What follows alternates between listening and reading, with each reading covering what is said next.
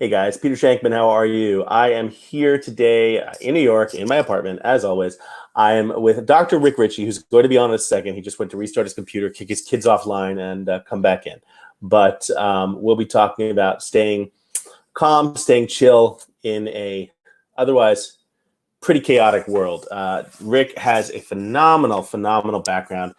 He's a PhD. He's been everything from a personal trainer to a med scientist. The guy does everything. And so I'm going to read off a little bit of his bio while we wait for him to come back in and join us. But he really has done so much. And he was one of the first trainers I ever had, in fact. So I'm excited for him to come back in and join us. But he's worked in the fitness industry since 2002. He's been a licensed massage therapist, college university professor.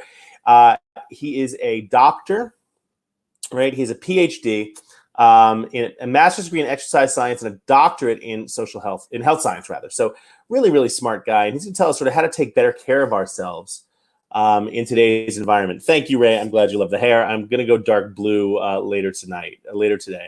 But went outside earlier with my daughter, had a nice little walk in between her Zoom class sessions. It is a gorgeous day out, which is just sort of mocking us that we can't go out and enjoy it as much as we want to. But and also, of course, it mocks me the fact that on the days that are gorgeous, I have my daughter, so I can't even go outside and run. But looks like Rick is just coming back online. So let me see if I can get his, not sure if his face is there yet, but I do have his audio. So let's see if we can get him back on. And he can hear us, but we can't see him. We still can't see him. But can you hear us, Rick? I tried. Hey there. Can you hear us? Yeah, I'm with you. I got some audio, but for some reason the video feed's not coming through. Okay.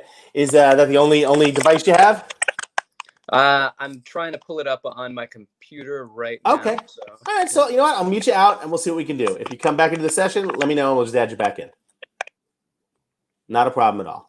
So anyway, as I was saying, Rick, I've known him for almost, if not 20 years, pretty darn close. I've had him on the Fast the Normal podcast. He knows a lot about what's going on in terms of sort of taking care of yourself. He runs something called Recover NYC, which is somewhere you'd go after you worked out or trained or did an Ironman or whatever. Remember several weeks ago, I did that video of me in that sort of like hyperbolic chamber, right, where I was having a hard time breathing. I was going up in oxygen and down in oxygen, up in altitude and down in altitude. That was his place. So it's actually pretty cool stuff that he does. But what I wanted to talk about today is just the premise of things we can do at home that allow us to take care of ourselves when we are, sort of in this, whatever you want to call it, that we're going to be in for quite some time. So thank you for tuning in. And I have no doubt that Rick will be here any second, and we will go from there. But yeah, pretty crazy times that we're all in. But we are somehow surviving, and I hope you guys are as well. I hope life is treating you well, and I hope you're safe and healthy. And we're doing what we can do, right? It's sort of the best thing we can do. So with that, let's see if I have a feeling he's probably back. So let me double check, and we'll bring him on. Nope, not yet. So we'll keep talking, and we'll bring him on in a second. Thank you for all who believe the blonde looks good. I've been trying my best to get it to. Like I said, I'm probably going to go dark blue later tonight, but as of now, so far so good. So we'll give it another minute, and we'll see if we can get Rick back. And if we can't, we'll obviously just have to redo it. But in the meantime, we'll see what we can do. I love that. I love that you guys have actually tuned in. Tell me how you're surviving. Thanks, Doug. I appreciate that. Tell me how you're surviving, and tell me what you guys are doing to sort of stay sane and stay healthy, both mentally and physically. In sort of this lockdown world that we're in. Are you getting out at all? Are you wearing a mask? Are you going for runs? Are you meditating? I have a lot of people who have gotten into meditation so far, which I think is phenomenal. I obviously can't, but a lot of people who have been doing that. I'm sure I could if I really put my mind to it, no pun intended, but I'm just having a really hard time with meditation. But I would love to hear what you guys are doing and how you are keeping sane during this time. So if you want to post those comments, feel free. I'd love to know what you guys are doing as well. And Jane's going to send me spray colors. Jane, send me an email. I would love some spray colors. There's Rick, and we got his video. Okay, there's Rick, and we got his video. Now, all right. Do we have his audio? Let's see. Audio. I think we have your audio. There we go. Okay. All right. Rick, welcome. I've been tap dancing for about 5 minutes now. Okay. I'm so sorry. Not a problem. Always great to have you. Thank you. What we're talking about is sort of ways to stay healthy, both mentally and physically, right? In this sort of lockdown, crazy new world that we're in. I think that we have a lot of people who are coming up with new ways, right? I've talked to a lot of people who have discovered meditation and things of that nature, which I have still not been able to get into despite constant trying. But for instance, I'm taking all my calls now on treadmill, right? I'm taking all my calls on the treadmill. I have to do all these, my Peloton addiction continues unabated, but it's tough. There are, especially doing the homeschool thing. I don't know about you, but I was shocked to find that every single one of my daughter's teachers since nursery school have been lying to me. This kid is not a pleasure to have in class. Okay, and so having found that out, there are days where I'm just like, wow, I could really use 6 bottles of wine. But instead, I'm figuring out ways to jump back on the treadmill and do whatever I have to do. But talk about what people can do and how they can sort of survive this, because we have no idea when it's going to end. We've seen that some states have jumped the gun and numbers are rising again. So and I mean, that being said, it's Darwinistic in those states. It's not necessarily a bad thing. But what are we seeing in terms of what are you seeing? What stories are you hearing? How are people chilling out and relaxing and keeping their mental capacity? Yeah. Well, let me go into just this idea of activity and the benefits of activity for mental health. And you've probably hit on this quite a bit, because we know that exercise can help hone your focus. We know that it can help. If there was a magic pill, I think diet and exercise would be the perfect concoction. Except right now, a lot of the facilities are closed and we're gravitating towards comfort food. So we have to be aware of it. And I think one of the things that we take for granted is our ability to make lists, and kind of planning out what your day is going to look like is incredibly valuable. So if I say, I'm going to go in and I'm going to decide that this is my meal tomorrow, planning that out is going to be really helpful, because then you kind of don't jump into the pretzels as much, and you don't get into the chips or the muffins or whatever it is. But I'll also say it's a wonderful time to actually bake and create those muffins and things like that. But you have to be aware that if you're going to do that, you have to plan around it. You do. It's simple to do, but it's complicated because it's more stuff to do, like writing things down. Nobody wants to do that. Thinking ahead, journaling, it's tough. I think it's one of those things where you have the premise of what's the joke from the movie The Devil's Advocate, where Al Pacino says, he's talking about God, and he says, he gives you rules, then he sets the rules in opposition. Look, but don't touch. Okay, touch, but don't taste. Taste, but don't swallow. And so it's a great time to really make sure you're staying healthy, but bake those brownies. Yeah, right. So tell me. So keep riffing on that topic. Yeah. And so one of the things about listing things out is that it puts your mind where it needs to be. It's one of the reasons I think that intermittent fasting has worked so well for so many people, is because it just creates boundaries.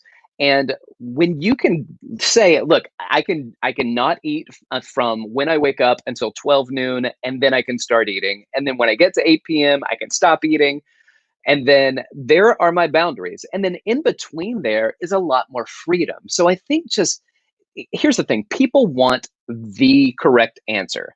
And because there are no correct answers, there are a lot of answers that can lead you into the right direction.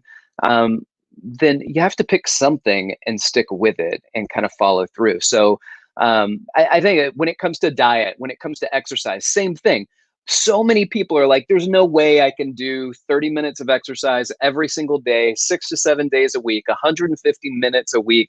I don't have the location. I don't have the tools. I don't have the this, and I don't have the that.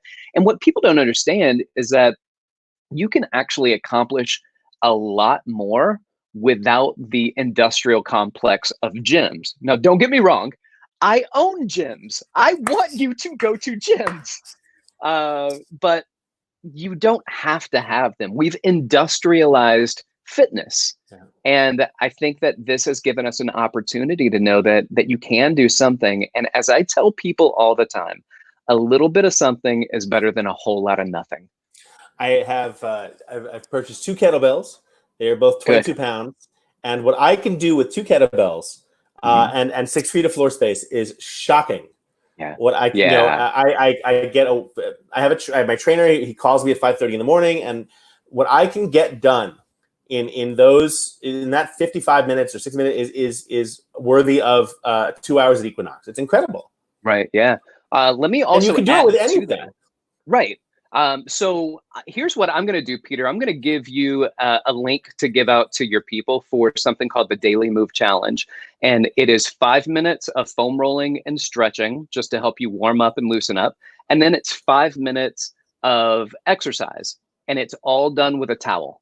So, and I'm going to provide it for you. It's me and my business partner at Recover, Aaron Drogozeski. We did it about 4 or 5 years ago. We're launching it again and giving it to everyone for free. Wow. So I'm going to give it to you and your audience, and they can have it for free. But it's 5 minute exercises and 5 minute foam rolling and stretching. So if you have aches like low back, knee, your shoulder, then do the foam rolling, get the stretching, and then the 5 minute workouts. Now, what is the 5 minute workout going to do for you? Start. Yeah. It's going to get you to start. And I always say the anticipation of the gym is worse than the gym itself. So once you show up, it ain't that bad. What's that great? One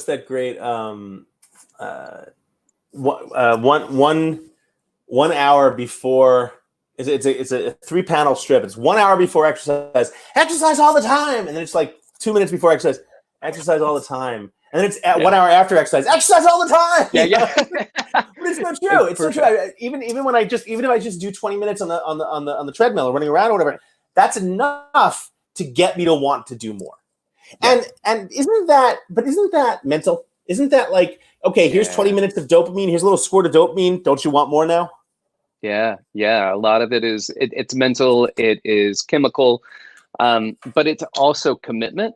And this is one of the things that we talk about in what I did my dissertation on, which is attribution theory. So what people blame for the reasons to not be able to be successful at something. And then we went into a process of retraining that called attributional retraining. And one of the biggest ways of finding success are twofold. This is it. There are 2 things. Ready? You have to have strategies to help you get there. And making list is one of the strategies that we provide. And the other thing is you got to put forth the effort to do the things on the list. So it's not just, am I motivated to do it? Do I feel like doing it? It is developing a strategy, laying out a plan, and committing yourself to that plan. So, but here's the thing. So many people put too much at risk. So they say it's an hour of my day. It's not. It's not. As a matter of fact, and this is very interesting, the research on this is you you might have to say it again, Rick. I think you just you just froze up on us. You might have to say it again. Sure. There's research pointing out that people who are sedentary, basically 23 hours out of the day, and then they work out for 1 hour, moderate intensity workout, that they still have some lifestyle things that are really affecting them. And so what we know through the science is that your regular daily activity burns more calories and allows you to be healthier throughout the day than peppered in 3 workouts throughout the week. So what that means is you can actually stand up. And this is kind of the beginning of like what the standing desk movement got started. Yeah. Is that the amount of time that you stand or don't sit is so valuable. I think that one of the things that people don't realize is that it's little tiny incremental changes you can make. Yeah. Right. It's, and again, you said it, when people think exercise, they go, oh my God, I have to work out an hour and a half. The simple act of standing up, the simple act of doing, of getting into the habit of taking 10 minutes every hour, right? And just standing, or of making your meetings walk and talks, right? The Aaron Sorkin concept of a walk and talk meeting is a game changer. Yeah. Right. And I try really hard to make those the things that we need to do. Yeah, yeah, absolutely. And let's be honest, like exercise for a lot of people is a coping mechanism, and we need coping mechanisms right now. This is a great coping mechanism. But what are some other coping mechanisms that we can create and utilize in order to help people be either one, more active, or not sit down so much? And I think it's kind of like the TV on the treadmill, right? Yeah. Like put a TV in front of you. So if you're going to allow yourself to watch television, then you have to stand and watch it. And Yep. then as you're standing, you can pump out a few squats, you can do a few little side leg raises, a couple of rotations. Same thing with your food. You can allow yourself to eat something or drink something that you are craving, but first you should put something in the way, like a carrot and a glass of water. It's very true. I think that one of the rules I've adopted, especially during this craziness, is that I will not. I have 2 binge-worthy shows that I'm enjoying. I'm in season 3 of Breaking Bad, not Breaking Bad, Better Call Saul, which I've never seen, and I'm also watching McMillions, which is about the Monopoly. Turns out the Monopoly game, McDonald's Monopoly game, was fixed from like 1991 to like 2008. Yeah, What? you're totally fixed, right? You had no shot of ever winning $1 million. But the it's fascinating because I only allow myself to watch the Better Call Saul when I'm on the bike and McMillions when I'm on the tread, and that's it. Because I know myself that if I sit down and start watching one episode on the couch, that's it. I'm done for the day. I'm watching 40 episodes. Right. You know. Yeah. Well, that was my thing. Every morning I wake up before everybody else in my family, and I put in my headphones and I grab my foam roller. And I just finished Ozark, so I've allowed myself every day to watch episodes, but I'm on the foam roller and then I'm stretching and I'm doing my mobility work. I'm not working out necessarily, but I'm doing something that's good for my body while I'm allowing my brain to waste away. Better than exactly. Our friend Julia says wall squats are good for phone calls. She's right. Ooh, Julia, hi, love. But yeah, I mean, it's and especially I think the unknowing, the not knowing when we're going to be done, what's going to happen is probably the worst for us. And any tips on how to sort of, I think one of the things that I think when I always think about, everyone says, oh, I just don't know when it's going to end. I think about when I have to do a minute of plank or 2 minutes of planks or something like that. And I've asked my trainer to stop giving me time cues. Because if I have to think, okay, I only have 30 more seconds, 15 more seconds, that's painful. I'll start thinking about something else completely, and before I know it, 2 minutes is over. That's right. Right. So you have to allow. So any tips on what people can do to sort of stop thinking about, other than shut off the news, to stop asking yourself, when is this going to be over, and just sort of live your life? What can people do? Yeah. Just from a health perspective, that's not great to focus on this all the time. Like it encourages us to stress. It is a physiological response, this stress response. So it's not something that we can just talk ourselves down from. However, these kind of things where we talk positive, I think that it's okay to this case scenario. That's okay. But also talking yourself through, how can I be okay with that worst case scenario? Because chances are worst case scenario is not going to come true, please. And the worst case would be getting this disease and going down a very unhealthy path and a very dangerous path. But we also have life. We also have business. We also have income that everybody's worried about. But we're all in that same boat. So you're not alone. And knowing that you're not alone, knowing you're not the only business person that owes rent, and you're not the only person that has this, and you're not. And so there's multiple people that you can reach out to, and we can all commiserate, and we can vent with each other and talk about why I still have to pay rent because my business is shut down. There are a lot of frustrating things, but we have to then look at it and reflect on what is good and what is happening that we need to stay positive about. And if all we do is look at the bad, then we focus on the bad. And there's the story of the guy who leaves his town, goes to a new town, and when he gets there, there's an old man at the entrance of the town. He says, what are you doing? And he said, I need a new place to live. My old town is terrible. It's horrible. I don't like it. The people are bad. And he goes, we're that way too. And then another traveler comes through and he says, oh, tell me about yourself. Oh, I came from this town. I love my hometown. It's amazing. I love that. And the sage at the front says, we're just like that too. Because it's not about the town. It's not about this. It's about your perspective. And you have to control the perspective. Last question for you. Wendy wants to know, new home gym equipment sometimes offers new motivation. What 1 to 2 Amazon equipment purchases would you suggest? Resistance bands, bow skew, something else? Oh, that's a really great question. So I'm going to suggest the mini loops. So they're little round loops. I'm sure I have one close by, but not close enough to grab right now. But they're about 12 inches long, and you can slide your legs into it. You can do a lot of great hip exercises. You can put your arms in it and do a lot of shoulder exercises. And then I would say some type of suspension training. So like whether that's like a TRX or a Jungle Gym, one of those brands, they're wonderful brands. There are so many things you can do, and it's right there hanging on your door. So you're right. Once it catches your eye and you see it, you're very likely to go over during those commercial breaks, or if you're streaming, then just push pause and go bang out a few repetitions. Very cool. Rick, how can people find you?